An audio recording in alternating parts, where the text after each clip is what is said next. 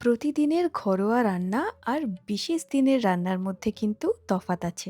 এই একই মাছ আর সবজি যদি আমি গরমকালের দুপুরের জন্য বানাতাম, তাহলে হয়তো আদা আর জিরে দিয়ে পাতলা ঝোল করতাম। তবে হঠাৎ যদি বাড়িতে কোনো অতিথি আসতো, তখন আর পাতলা ঝোল না, তখন হতো এইরকম কাতলা মাছ দিয়ে পটলের দম।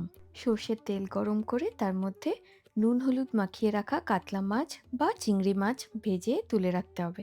গোটা গরম মশলা, শুকনো লঙ্কা, তেজপাতা আর গোটা জিরে ফোড়ন দিয়ে গোটা পটল নুন হলুদ দিয়ে ৫-৭ মিনিটের জন্য খুব ভালো করে ভেজে তুলে রাখতে হবে। এবার ওই তেলের মধ্যেই একটা মাঝারি সাইজের পেঁয়াজ কুচি করে দিয়ে দিয়েছি আদা আর টমেটো বাটা।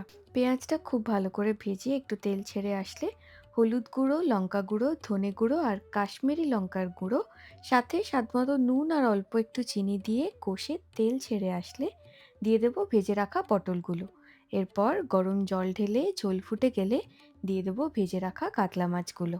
চাইলে এর মধ্যে একটু বড় করে কেটে আলু দেওয়া যেতেই পারে। একদম শেষে গরম মশলা গুঁড়ো আর ধনেপাতা কুচি ছড়িয়ে ২-৩ মিনিট একটু ঢেকে রাখলেই একেবারে ঘরোয়া পটল দিয়ে কাতলা মাছের দম তৈরি।